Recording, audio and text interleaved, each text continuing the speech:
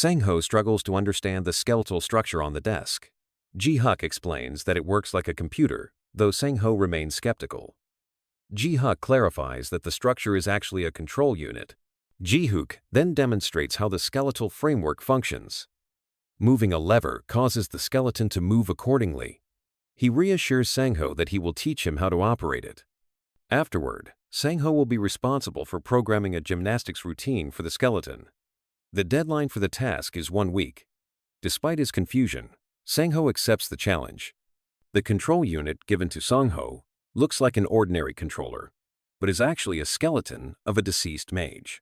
Unlike regular skeletons, skeletal mages can use basic magic. The device is designed with buttons and levers for operation. The controls are somewhat tricky because the unit was hastily assembled. However, Ji-huk is astonished when Sang-ho completes the task 2 days ahead of the deadline, proving that he was the right choice. Ji-huk asks for Sang-ho's feedback on using the device, which is still in its experimental phase, and requests that he point out any flaws or difficulties. Excited, Sang-ho enthusiastically lists various flaws and suggests improvements, but Ji-huk has to cut him off, promising to address those issues later. Ji-huk explains that he expects great things from Sang-ho, especially as the company's first programmer. He informs Sang-ho that when new members join, Sang-ho will be their manager, so he must work hard to prepare for training them. Deeply moved, Sang-ho nods in determination. Sang-ho sincerely thanks Ji-huk. In response, Ji-huk informs him that he has already been promoted and will receive a salary increase. Overcome with excitement, Sang-ho promises to work diligently to meet Ji-huk's expectations. He is so emotional that he is almost in tears, but Ji-huk reassures him, saying that everyone needs to give their best effort. Internally, however, Ji-huk still struggles to understand the younger generation's exaggerated reactions. The following day, Ji-huk receives a call from the registration office. They ask about the status of the shoe factory. He responds that everything is going well. Then they ask if he is using skeletons. Ji-huk confirms this and inquires if there is an issue. The caller reassures him that there is no problem, prompting Ji-huk to abruptly end the call, asking them to contact him only if there is a genuine issue. Later, Ji-huk asks Director Kim about the caller's identity. Kim explains that it was the head of the registration office, who often calls over minor concerns. However, Ji-huk reassures him not to worry about it, and then inquires about Sang-ho's performance and understanding of the work. Director Kim states that while Sang-ho initially faced some challenge 7, damaging a few shoes during training, has since adapted and is now performing excellently. Ji-huk expresses his satisfaction with this news and suggests that, since Sang-ho has acclimated, it would be best to hire another programmer to work alongside him. Director Kim agrees and assures him that the job opening will be posted immediately. Ji-huk then asks about the status of raw materials. Director Kim replies that they might soon need to purchase additional supplies. However, he assures him that the current stock is sufficient, though the rapid expansion of their factory is surpassing expectations and circulating rumors increased demand. Ji-huk then wonders if they can begin accepting orders from major brand companies. Director Kim hesitates, pointing out that only a month has passed since they acquired their first shoe factory. Naturally impatient, Ji-huk expresses his eagerness. Director Kim promises to propose business deals to major companies, but clarifies that these companies are unlikely to accept offers from a modest factory like theirs. Ji-huk questions why, given that their products are more cost-effective than any competitors. Director Kim explains that cost is not the only factor. Trust plays a crucial role for major brands, and they have not yet proven themselves worthy of such trust. Ji-huk asks if their production capabilities are insufficient, but Director Kim denies this, assuring him that their operations are now more precise than human production. Smiling, Ji-huk remarks that all they need is an opportunity to prove themselves.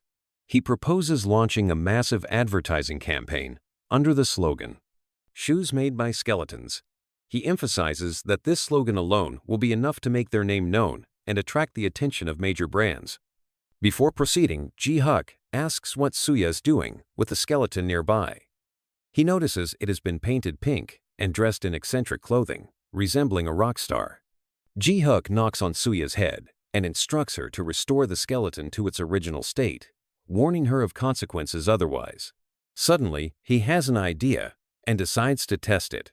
He asks Suya to leave the skeleton as it is, finding it cute and potentially useful for their marketing efforts. The skeletons in this factory were a bit less intimidating than usual, which was a pleasant surprise for many. At one point, a group of visitors came to tour the place, with a guard guiding them around. He explained that they'd get a chance to see the skeletons at work, and the visitors were genuinely impressed. They expected the skeletons to be scary, but instead, they found them unexpectedly charming. The guard also offered them souvenir shoes for just 6,000 each. The visitors were shocked by how high quality the shoes were for the price, though the design was a bit unusual. The laces had small skulls on them, which some found odd. The guard reassured them that if they didn't like the skulls, they could easily remove them. One visitor was so excited that they wanted to buy 4 pairs, but the guard apologized, saying the limit was 1 pair per person.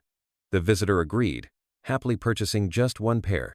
The video quickly went viral on social media, gaining massive views and bringing Saren Company a lot of attention and recognition. Not long after, Director Kim walked into Ju's office with exciting news the documents they'd been waiting for had finally arrived. Kim handed Ju the papers, which turned out to be a job request from Roko, a top 20 global sports brand. Ju was thrilled that such a big company was interested and immediately told Director Kim to start preparing samples. When Roko's representative arrived, they started inspecting the samples and were amazed by their flawless quality, especially considering the surprisingly low price. The representative told Ju that they would present the samples to the company's management for further consideration. As the representative evaluated the samples, Ji-Huk asked if he thought the company would approve them. The representative hesitated, explaining that he couldn't predict the outcome. He pointed out that while the price was very competitive, the idea of using skeletons to make shoes hadn't been widely accepted in the market yet. Ji-Huk pressed on, asking about the contract terms. The representative seemed surprised by the question, but Ji-Huk quickly clarified that they needed to be prepared for whatever came next. The representative explained that the company was currently looking for temporary solutions, so the contract terms might not be ideal. This didn't sit well with Ji-Huk, who asked if that meant they were expecting further price cuts. Director Kim stepped in, clarifying that the representative was talking about the contract duration and the relatively small order quantities. Ji-Huk was taken aback by this situation, but Director Kim quickly explained that major brands usually sign long-term contracts. These contracts guarantee minimum monthly orders, providing security for manufacturers. Ji-Huk asked if this meant guaranteed minimum sales, and Kim confirmed that it did. He added that companies would receive a steady supply of products throughout the contract, and sometimes these guarantees help reduce unit costs, though that wasn't the case here. To ease Ji-Huk's concerns, the representative reassured him that he was correct, noting that Roko was in a rush to find an alternative to its halted factory. This meant the contract duration would be shorter. The representative also pointed out that the guaranteed quantities wouldn't be large, and any surplus would be added to. The representative explained that once Roko's factories resumed operations, any surplus would be added to the company's main inventory. Ji-Huk asked about the maximum expected order volume, and the representative mentioned that the contract would last only 3 months, guaranteeing less than 40,000 pairs per month, with some flexibility depending on circumstances. Ji-Huk then turned to Director Kim for his opinion on the offer. Kim pointed out that it was rare for major brands to show interest in deals like this unless smaller companies were targeting future contracts. Ji-Huk realized that sticking with low prices would keep them stuck in the planning stage, making it difficult to secure long-term contracts. He asked the representative if Roko was working with any other factories, and the representative replied that they had made offers, but no final decision had been made yet. Ji-Huk suggested shortening the contract to just 1 month. He explained that if Roko's factories resumed operations, there would be no issue, and the contract could be renewed month to month by mutual agreement, no need for guaranteed quantities or upfront payments. He emphasized that the unit price would stay the same, and if there were any quality issues or defects, they would cover the production costs. The representative listened carefully to the new terms. The representative promised to pass the new terms along to headquarters. Ji-Huk and Director Kim bid him farewell, with Ji-Huk advising him to explain everything clearly. After the representative left, Director Kim exploded, questioning whether Ji Hook's actions were really reasonable. He pointed out that the terms Ji Hook proposed made the deal less favorable while ensuring the contract would be signed. It left them with no orders and they wouldn't make a profit. Ji Hook responded casually, explaining that this was exactly the point. He reminded Kim that samples were always free, and this approach allowed companies to try out their products without the risk of losses. Ji Hook then asked Kim if he knew of any company offering a lower production cost than theirs. Kim hesitated, then admitted he didn't. Ji Hook firmly stated that trust is earned. Ji Hook confidently explained that their company had earned trust through consistent quality, and that Skeletons had now truly mastered this field. He added that they were the only company capable of adjusting production levels so quickly. Director Kim reluctantly agreed with his viewpoint. Ji Hook continued, stressing that what they lacked was simply the chance to prove themselves. If offering orders for free was the price to pay, it was worth the sacrifice. He pointed out that once Roko saw the success of their products, they wouldn't just settle for a trial. After the contract ended, Roko would come back to request continued production from their factory. At Roko's headquarters in the United States, the CEO asked about the maximum production capacity they could handle. The secretary replied that they were already operating at full capacity, and increasing production would require hiring more workers, something manufacturers were hesitant to do. The secretary added that the current factories could produce up to 200,000 pairs per month, but to meet the demand for an additional 300,000 pairs, a new factory would need to be found. The director then asked about the factory in Fujian, China. The secretary explained that the factory in Fujian was requesting a 6-month contract with a guaranteed production of 200,000 pairs per month. The director also inquired about the factory in Jinjiang City, to which the secretary responded that they had agreed to a 3-month contract, but were asking for an increase in the guaranteed volume. The director then told the secretary that he needed 70,000 pairs by next week. The secretary asked if the director had seen the video about the awakened individual in Korea who was managing a shoe factory with summoned monsters. The director replied that he had never heard of it and questioned its relevance. The secretary, eager to share, quickly prepared the video and asked the director to watch it. Curious about his thoughts. After watching the video, the director became interested, but questioned if it was just a show by an ordinary awakened individual. The secretary explained that Roko's branch in Korea had sent the video along with meeting notes from the factory, but had expressed some concerns. The director asked if this was real, and the secretary confirmed, showing him the contract. The director was surprised to see that the contract was for 1 month, with automatic renewal, no guaranteed quantities, and double compensation in case of defects. He was even more astonished by the delivery price and asked the secretary if there was a mistake. The secretary explained that their labor costs were nearly non-existent, making the price feasible. The director then asked about product quality, and the secretary stated that the samples were of acceptable quality, with no current risks, making it worth giving the factory a chance. The secretary reassured him that even in case of defects, compensation was guaranteed. The director ordered an initial request for 10,000 pairs, starting with something manageable. At Sarin Company, Director Kim visited Ji Hook's office to inform him that they received their first order from Roko for 10,000 pairs of shoes. Ji Hook was thrilled, commenting that they had successfully captured the client's attention. He quickly asked if the necessary materials were available. Kim replied that they were readily available in the market and could be procured immediately upon request. Kim then asked if it would be better to halt current production and focus solely on Roko's order. Ji Hook responded that it wasn't necessary. They could handle both the current production and Roko's order simultaneously, since the machines did most of the work. However, Kim pointed out that the stitching would be different for each part of the shoes, and the machines were already operating at full capacity. Ji Hook expressed surprise and asked what the specific issue was. He suggested designing new stitching machines if the current ones were insufficient, emphasizing that they had the ability to manufacture them in-house. Director Kim was amazed by Ji Hook's quick thinking and immediate solutions. Ji Hook then asked if there was anything else they were lacking. Kim replied that they needed additional space, as the current factory and the other 5 factories didn't have enough room. Ji Hook proposed using Sarin's warehouse, noting that it was spacious enough.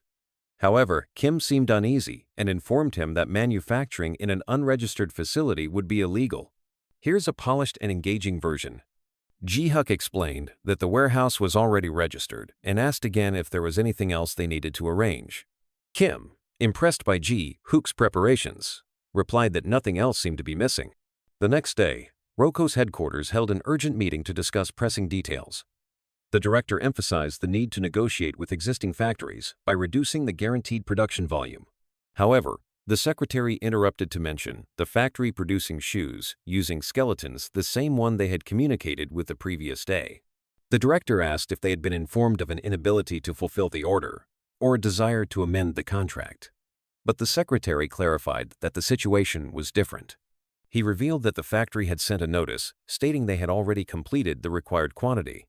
The director was shocked and asked if this was true.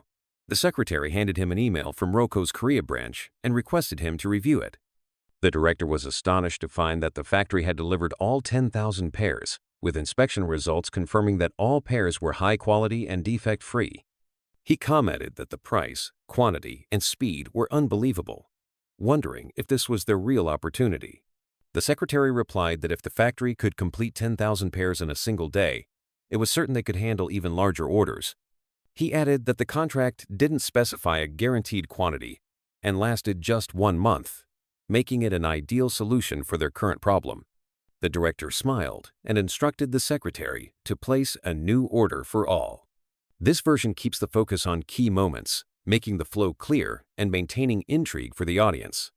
The quantities needed for the following week were emphasized, with the director noting that this time there would be multiple models to ensure every detail could be verified. The new order reached Saren, consisting of 60,000 pairs of shoes, divided among 7 different models. Director Kim remarked that this order felt like a test, especially since the client had inquired about the factory's maximum production capacity. Ji-Huk smiled cunningly and said that the 60,000 pairs might bring a new surprise. He pulled out his phone and called Mr. Park, asking if it was possible to provide a ton of bones. Mr. Park enthusiastically confirmed that it was possible and promised to deliver them as quickly as possible in just 2 days. Saren completed the entire order in just 2 days, and the news reached the director's office at Roko's headquarters. After this order, everything ran smoothly, and Roko placed an additional order for 880,000 pairs to be delivered within a week. This order, too, was perfectly completed in just 2 days. The following week, here's the refined version. Roko requested 150,000 pairs of shoes, which were delivered within 4 days. Thanks to Saren's efforts, the gap caused by Roko's factory closures was filled, and the company's previous issues were resolved. The secretary informed the director that the factories which had been shut down resumed operations faster than expected.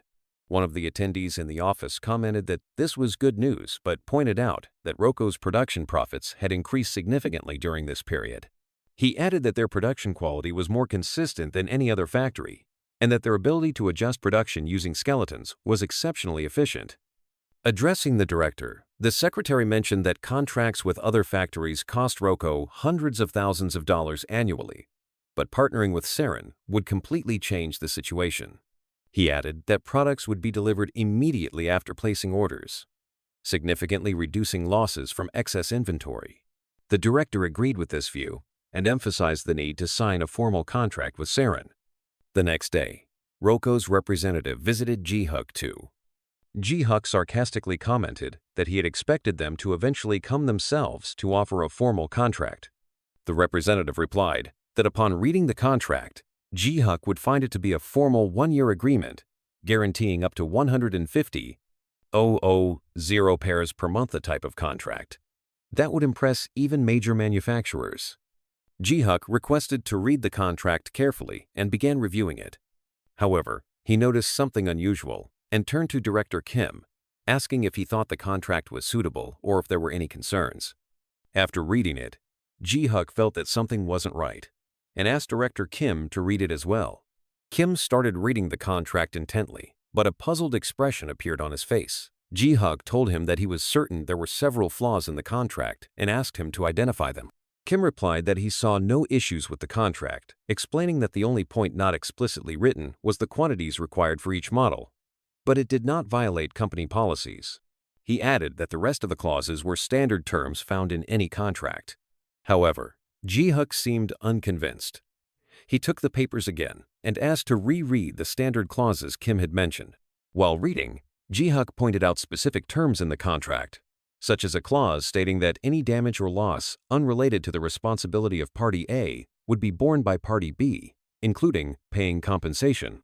He also noted a clause stating that the clause also stated that if Party B caused delivery delays, they would bear the penalty. Neither of them was surprised by these terms. But Ji-Huk drew their attention to a past incident where a factory was shut down due to political upheaval. He asked if they would still have to pay compensation in such a case. The representative confirmed that this was correct according to the contract, and that Party B would bear the responsibility.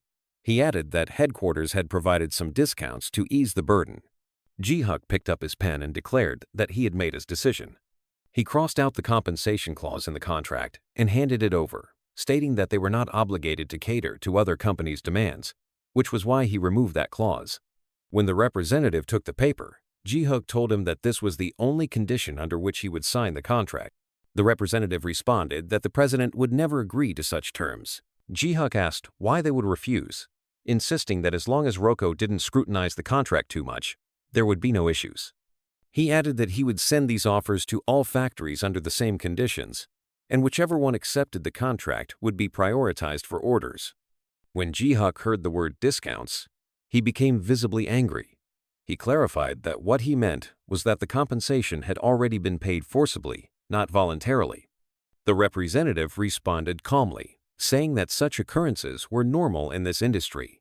He explained that as long as the product was defect-free and production ran smoothly, there should be no issue with these terms. He continued, acknowledging that he understood this was Ji-Huk's first contract, which likely caused. His hesitation was clear, but the representative assured him that this type of contract was the most common in the industry. He added that if Ji-Huk couldn't agree to these terms, it would make it difficult to sign contracts with other companies. He urged Ji-Huk not to worry, emphasizing that everything would be fine. He clarified that these terms were included only as a precaution in case any problems arose. Ji-Huk interrupted, stating that he had been told something similar during a trip abroad. Back then, he was reassured that everything would proceed smoothly and that there was nothing to worry about. However, once he experienced it firsthand, he realized things were far more complex than he had imagined. He explained that there were many aspects to consider, not just the ones that were highlighted as important. He recounted how, during that trip, he inadvertently offended the son of a high-ranking company official, which caused a significant uproar. The company had considered disciplinary action against him, but refrained because he was the one keeping the company from collapsing at that moment. At that moment, Ji-Huk realized something crucial. Those who followed every instruction to the letter were often the ones who didn't understand the full scope of the situation. Often perceived as naive, Ji-Huk emphasized that it was better for a person to handle matters their own way, regardless of industry standards or external expectations. Back in the present, Ji-Huk told Director Kim that they had delivered hundreds of thousands of high-quality products in just 2 months. He asked if that was enough to prove themselves to Roko, and Kim agreed. Ji-Huk continued, explaining that while these terms might seem heavy and tedious, once his company started receiving orders, they would work tirelessly to deliver them as quickly as possible. He concluded by stating that if Roko liked these terms, he was ready to sign immediately, leaving the decision in their hands. The scene then shifted to Roko's CEO, who appeared visibly frustrated while reading the terms. The staff commented that this situation was humiliating and that they could not allow a small company to dictate terms to them in this way. They acknowledged that their profits had increased thanks to Saren, but not by a significant margin. Another employee countered, arguing that this was an opportunity that could not be ignored, as the benefits of working with Saren were limitless. He argued that letting pride prevent them from achieving financial stability would be irrational. The debate grew more heated, with one employee warning that agreeing to such terms would undoubtedly cause issues in future contracts. Overwhelmed by the ongoing discussions, the CEO decided to end the meeting for the day. He stated that since their factory had resumed normal operations, they would continue monitoring the situation and take action based on future developments. However, the impact of the debate soon became clear when an employee approached the CEO to inform him that the CEO was frustrated. He was told by an employee that the factory wanted to add a new clause to the contract to increase the production of the DP-10 model, The employee mentioned that it was too early to discuss this, but the CEO was angry. He slammed his hand on the desk and questioned why they were tolerating such complicated terms. He complained that the supply price was too high and the requirements were too complex. He added, "If we had signed with Kron, production would have started by now." Despite his frustration, the CEO knew deep down that the factory's request was reasonable. But he couldn't stop comparing Saren to other factories. Just then, another employee entered with bad news. Defects were found in the Chinese factory's products, and they needed to be remade. The CEO was shocked. The employee explained that the amount needing remanufacturing wasn't large, but it would delay delivery. According to the contract, the factory would pay for the remanufacturing, but there weren't enough products available until it was finished. The CEO took a deep breath and muttered, "If we were working with Saren, this wouldn't have happened." He asked the employee for an update on Saren's status. The employee replied that Saren had already sent proposals to several other factories, and some were interested in signing contracts after receiving samples. The CEO's eyes lit up. He knew this was big. Saren's results are getting attention. "The first contract always gets priority production," he said. "Get the contract finalized with them now." The employee hesitated, unsure if the timing was right. The CEO, now impatient, raised his voice. "Do it immediately. If another manufacturer signs with Saren first, we'll lose out on our orders." Roko moved forward with the contract, and the results were clear: profits tripled. Soon after, other factories started following Roko's lead, signing contracts with Saren. Director Kim cheerfully shared that this month alone, the company had already received over 1 million orders. Ji-Huk was thrilled, especially since the success came just 1 month after signing the contract with Roko. He started daydreaming about how his factory had gained fame so quickly and imagined millions of future contracts rolling in. He joked that all they needed now were more skeletons, and the money would come pouring in automatically. But then, Director Kim told Ji-Huk that a company had approached them about making clothing as well. Ji-Huk, eager but cautious, asked if this new venture would require as much manual labor as the shoe manufacturing. Director Kim grinned slyly and said it would actually take much more labor than making shoes. Without missing a beat, Ji-Huk stood up and made a bold decision. "Let's open a clothing factory alongside the shoe one." He asked Director Kim if they could scale up and open factories to meet any demand, confident that they could fulfill it. Any request they received, Director Kim responded with excitement, saying it was a fantastic idea. After all, they had already succeeded with the shoe factory, so any new project would be a walk in the park. He pointed out that the person managing everything was none other than Ji-Huk himself, not just anyone. Ji-Huk smiled confidently and declared, "I've made my decision. I want to start making this happen right away." He boldly stated that no one would ever see Chinese factories the same way again, as his factories would soon lead the industry. About 6 months later, Ji-Huk launched factories for clothing, hats, and even accessories. He focused on labor-intensive products, setting his company apart from the competition. However, things weren't without their challenges. Director Kim updated Ji-Huk, saying that while the shoe factory was running smoothly, the other factories had long periods of inactivity, especially with the skeleton production.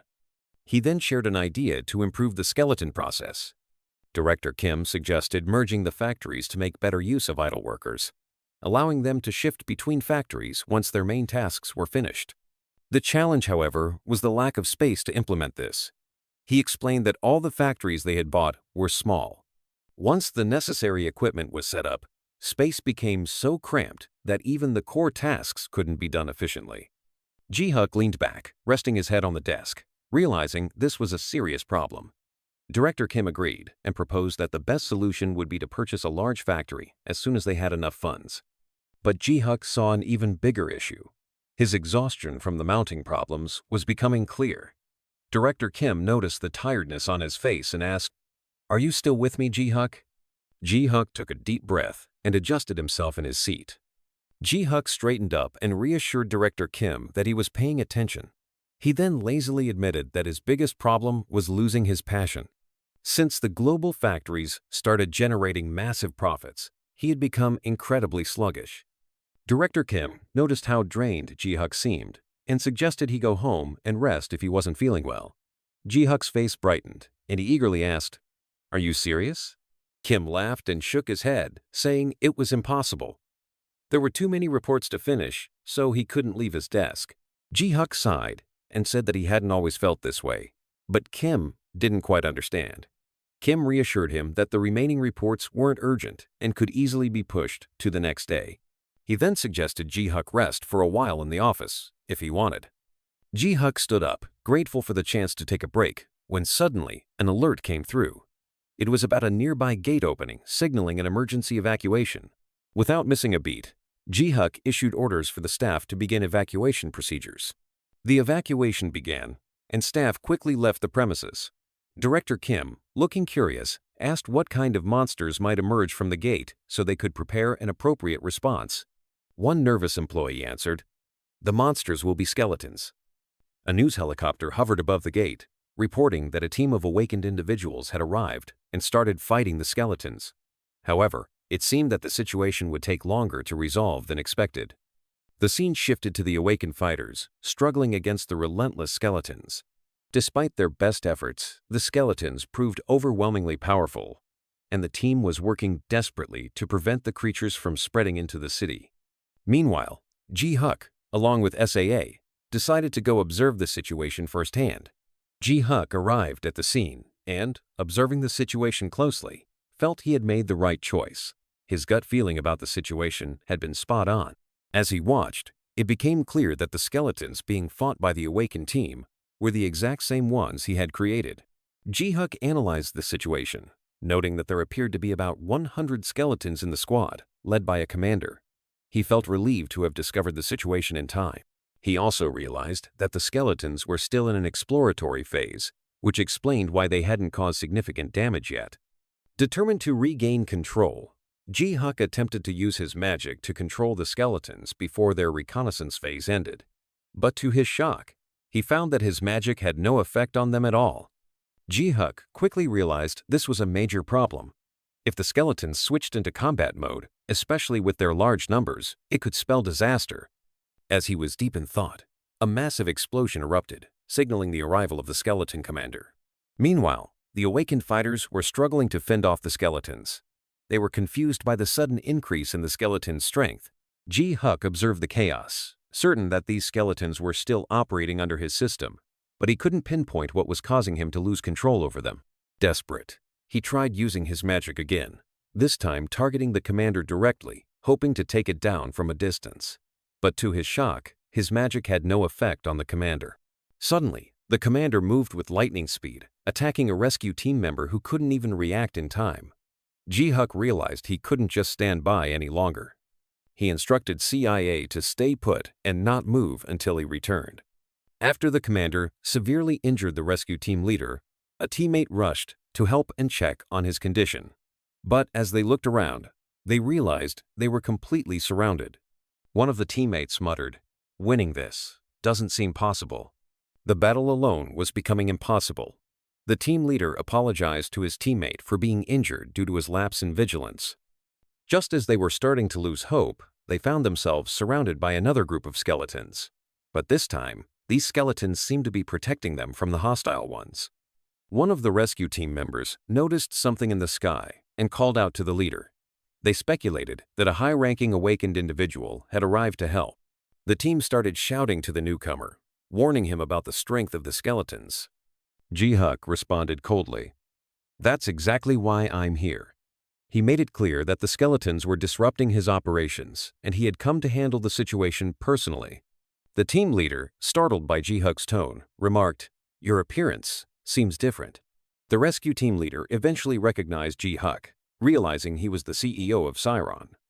Ji-Huk then unleashed his bone magic, summoning a swarm of bone spears that struck down every skeleton in the area. A thick cloud of smoke rose from the chaos. When the smoke cleared, not a single hostile skeleton remained standing. The rescue team leader and his companion were left speechless, unable to believe that Ji-Huk possessed more than one magical ability. The leader remarked that he had always wondered why Ji-Huk didn't create skeletons for combat, but now he understood. Ji-Huk was so powerful, he didn't need to. As Ji-Huk landed, he approached the rescue team and asked if they were okay. They thanked him explaining that they had thought it was their final day and promised they would never forget his help. Ji-Huk smiled, saying, "I only did what I was supposed to," though in his mind, he reminded himself that these skeletons were his creations after all. The team leader, still in awe, admitted that he hadn't known Ji-Huk possessed such unique abilities. He thanked Ji-Huk again, emphasizing that if he hadn't been there, the entire area would have been destroyed. He also mentioned that the skeletons were behaving with unusual intelligence, which was highly unusual. He had never imagined seeing anything like it. The leader pointed out one skeleton in particular, noting that it seemed to be their commander. He asked Ji-Huk for his opinion on the matter, especially since Ji-Huk was an expert in skeletons. Ji-Huk's expression grew tense. He didn't know how to respond without diving into further discussion. To avoid it, he opened a magical portal and shifted the focus, saying, "It's not important right now. The priority is to evacuate the injured."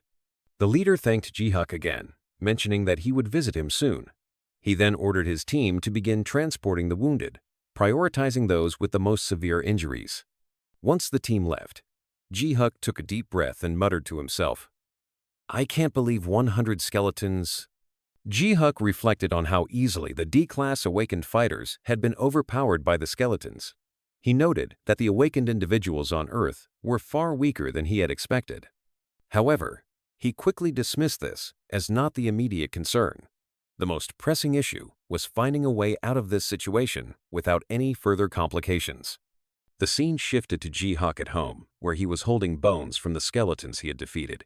He placed them inside a magical circle to analyze his system.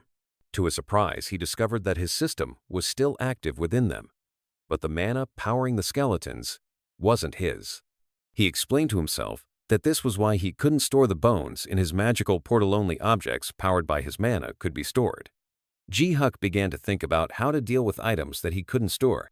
Meanwhile, Saya was making noise while playing with monster cores, which irritated Ji-Huk. He yelled at her, saying he couldn't concentrate with the noise.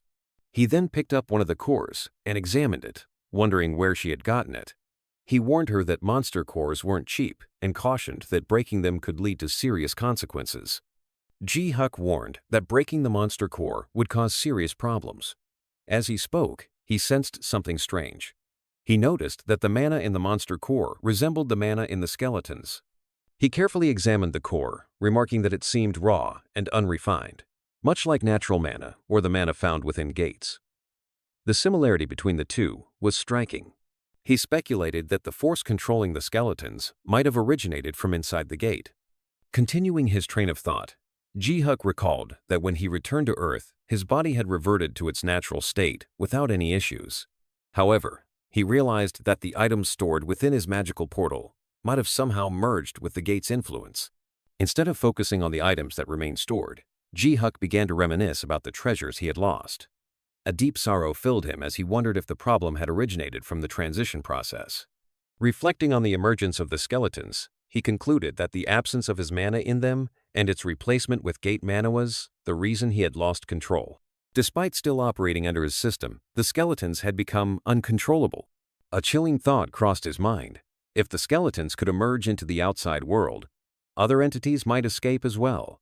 He couldn't even imagine how he would handle it if creatures like the Death Knight or Golem emerged from the gate. Frustrated and overwhelmed, Ji-Huk declared, "This has become a complete disaster." He admitted that the core issue was that he had created these entities, yet he lacked the ability to defeat them. To regain control, he realized that he needed to create skeletons capable of fighting on his behalf. Ji-Huk made the decision to begin rebuilding his skeleton army, but his biggest obstacle was the lack of crystal stones.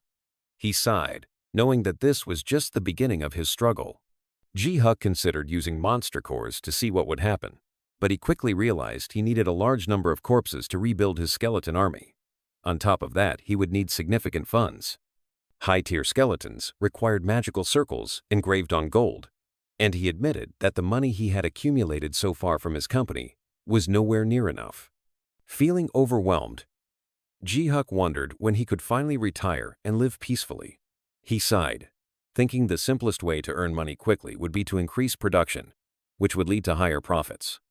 But he knew that a major production increase would drastically lower the quality of his products. He recalled Director Kim's advice to purchase a massive factory where he could produce everything at scale. But once again, he ran into the same issue. Buying a large factory would require substantial funds. Frustrated, he muttered to himself that he might have to return to the dungeons and hunt monsters again, which could boost his income. But the thought of it only added to his stress. Ji-Huk didn't want to return to hunting monsters. He had spent years fighting them and was exhausted by the thought of more battles. Still, he admitted that, given the difficult circumstances, he had no choice but to go back. Later, his phone rang. He picked it up, thinking it was a business call. He immediately told the caller that he didn't do interviews, didn't join associations, and only accepted manufacturing orders. But the caller clarified that he wanted none of that and introduced himself as Wu Jin, the rescue team leader Ji-Huk had saved earlier. Ji-Huk remembered him and asked about his health. Wu Jin replied that he was doing better and had been discharged from the hospital that very day. He explained that he wanted to personally thank Ji-Huk on behalf of all his team members. Wu Jin then asked if he could visit Ji-Huk, and Ji-Huk agreed, sending him the address. A short while later, Wu Jin arrived in a sleek sports car. Upon his arrival, Wu Jin went straight to Ji-Huk, thanking him once again for his help during the skeleton incident. He assured Ji-Huk that he hoped he hadn't disrupted his work. Ji-Huk replied that it wasn't an issue and that he had been taking a break anyway. Ji-Huk then complimented Wu Jin's car, noting how expensive it looked. Wu Jin smiled and confirmed that it was indeed costly, admitting that he had to stretch his budget significantly to afford it. He added that, as an awakened individual, he couldn't just buy any regular car. Wu Jin, eager to return the favor for saving his life, responded that he'd be happy to help with anything. Ji-Huk then shared that he had an excellent business idea and wanted Wu Jin's opinion on it. Wu Jin smiled, excited to hear more, and expressed his willingness to listen. The scene shifted to Ji-Huk, taking Wu Jin to a local shop that sold excess items from dungeons. Wu Jin asked why they were there, and Ji-Huk smiled, replying that everything had a purpose. He approached a merchant and asked if he had larger skeletons than the ones on display. The merchant, curious, asked what size Ji-Huk needed. Ji-Huk replied that he was looking for something from high-tier monsters, at least the size of a horse, preferably larger. The merchant then mentioned that the Diora skeleton fit Ji-Huk's specifications. Ji-Huk, unsure of what a Diora was, asked for clarification. Wu Jin explained that it was a B-tier monster and its bones were incredibly sturdy. Impressed, Ji-Huk told the merchant he would take the Diora and asked if there was anything else. The merchant mentioned having something smaller and weaker than the Diora, but more versatile. Ji-Huk agreed and purchased it as well. Ji-Huk then opened his magical portal and stored the skeletons inside. Wu Jin was surprised by what he saw and commented that he thought magical portals only stored summoned monsters. But now, it seemed they could store other things too. Ji-Huk grew nervous as he realized he had done this without thinking. He quickly explained to Wu Jin that after numerous experiments, he had managed to store other items, but he wasn't sure if he could store anything besides skeletons. Wu Jin, not entirely convinced, raised an eyebrow. He remembered that Ji-Huk had been collecting leftover skeleton bones previously instead of storing them in the portal. Ji-Huk then continued his conversation with the merchant, asking about the price of the items he had purchased. Wu Jin couldn't help but notice Ji-Huk's suspicious behavior, but he decided not to press the issue further. After completing the purchase, Ji-Huk returned to the factory with Wu Jin and told him that his role would be very important moving forward. Wu Jin replied that he didn't mind, but he needed to know exactly what was expected of him.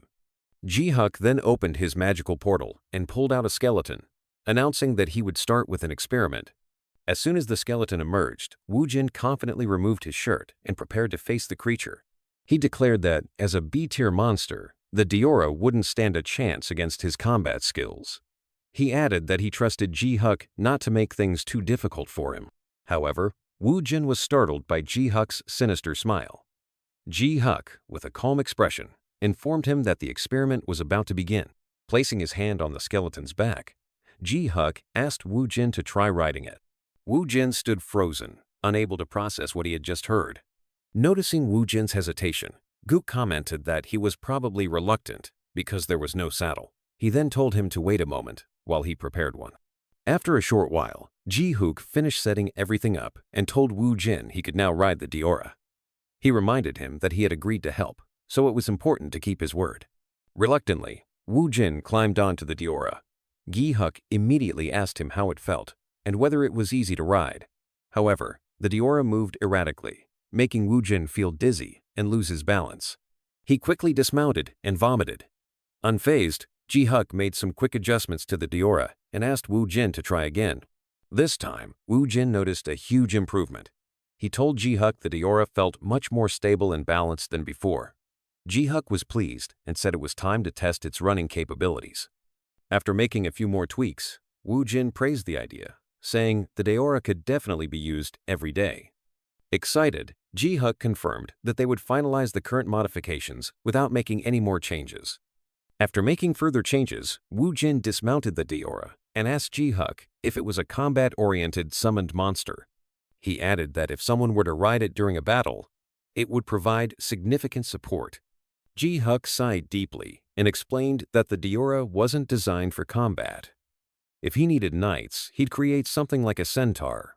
He clarified that he didn't want to complicate things by allowing anyone to ride his Diora. These creatures were specifically designed for riding, and he planned to produce and sell more of them.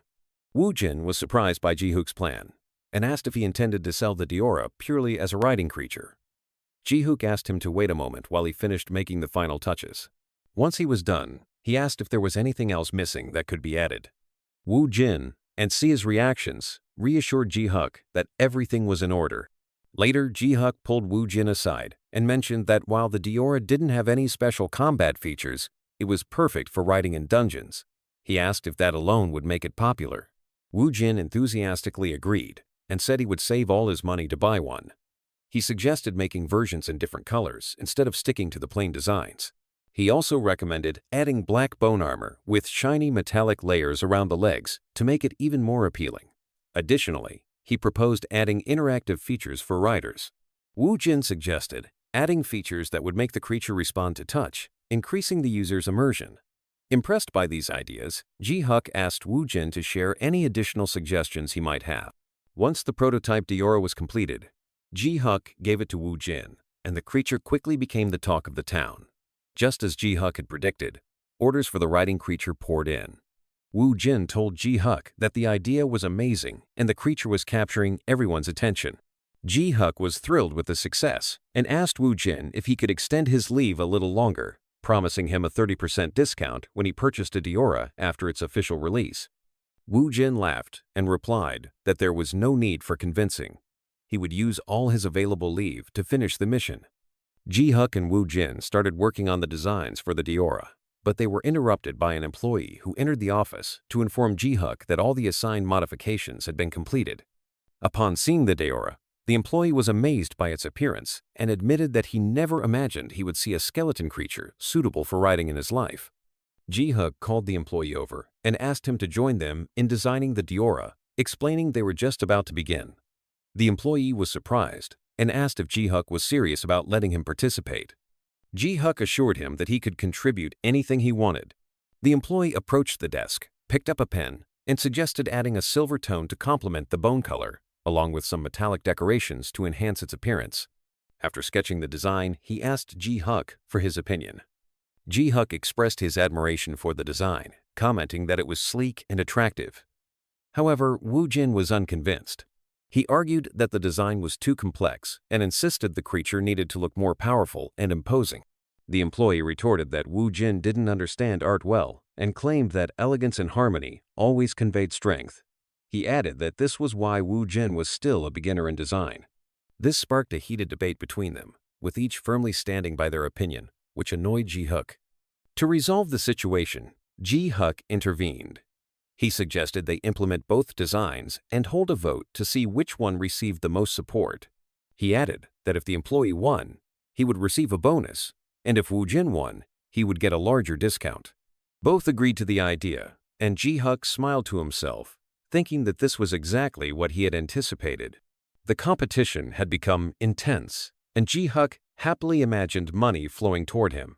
The scene then shifted to a large theater, filled with an eager audience. Ji-huk stepped onto the stage and introduced himself. He announced the leader horse, explaining that he would first present the basic version. Sia then asked someone to unveil the basic version, revealing the horse in its default appearance. However, the audience was disappointed by its unimpressive look. Ji-hook addressed the crowd again, explaining that this version was different from the one they had seen online.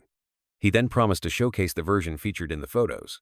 With a snap of his fingers, he opened a magical portal, and from it, the horse emerged. As the crowd gasped in awe, Ji-hook declared that this was the version they had seen online. The audience grew excited, and cameras started flashing to capture the horse.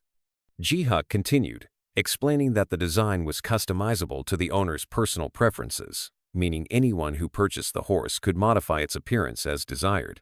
He added that the horse wasn't just useful for daily life, but also for dungeon exploration. It featured a system that allowed it to automatically evade monster attacks and navigate to its summoner's location. The audience was astounded by these features. One person commented that this would make dungeon exploration much easier, while another praised both the idea and the design. They pointed out that awakened individuals often travel to dungeons in sports cars, but this horse would be something truly unique.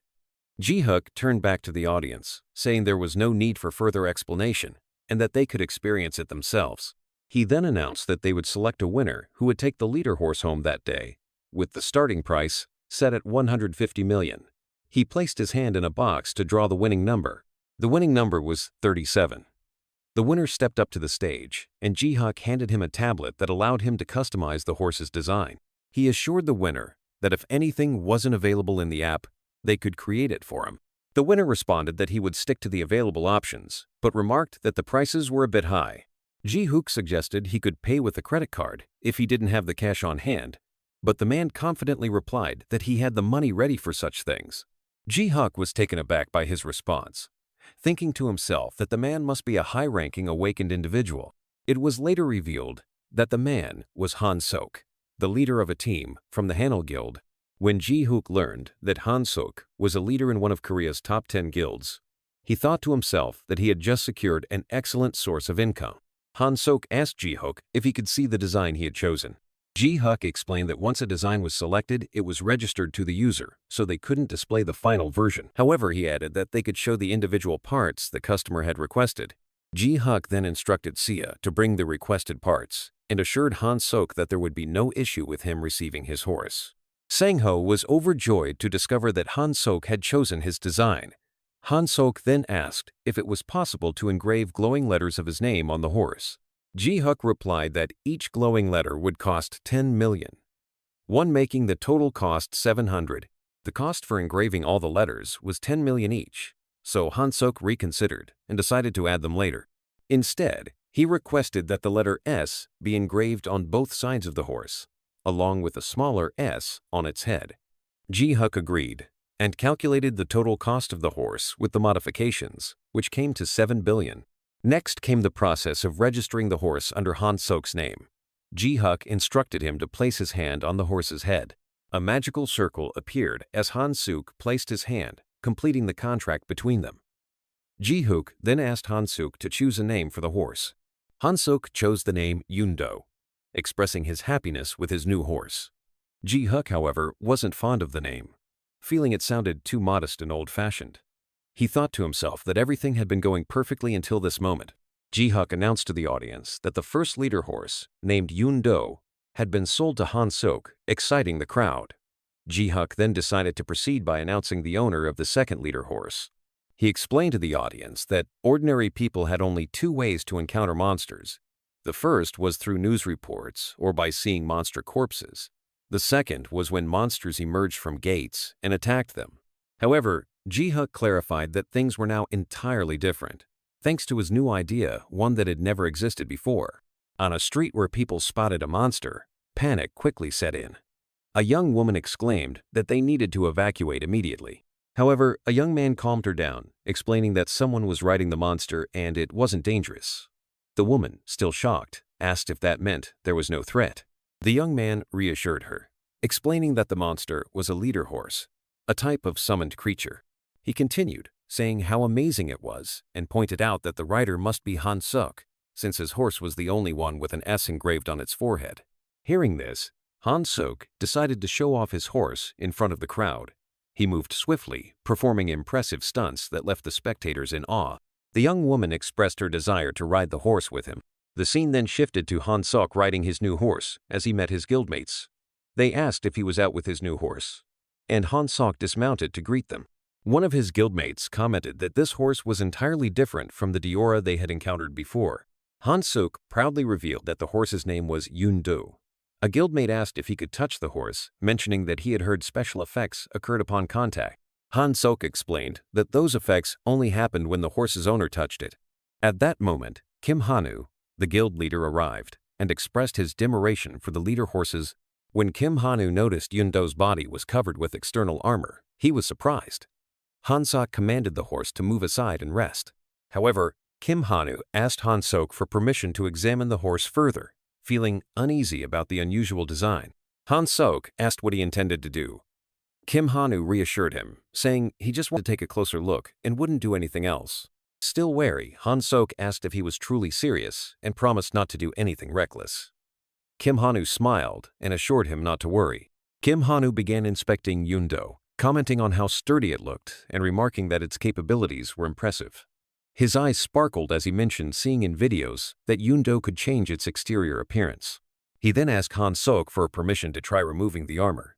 Han Sok sternly rebuked him, warning him not to do anything foolish. Despite the warnings, Kim Hanu ignored him and attempted to remove the armor. Feeling the strength of the armor, he decided to apply more force. Han Sok rushed toward him, shouting that the armor wasn't a detachable piece and that the horse was crafted as a single entity. However, Han Sok arrived too late. Kim Hanu had already removed a part of Yun-do's body. Han Sok was furious and shouted at the top of his lungs. Kim Hanu tried to justify himself, claiming he didn't know that removing part of Yun-do would expose its internal structure. Han Sok completely lost his temper.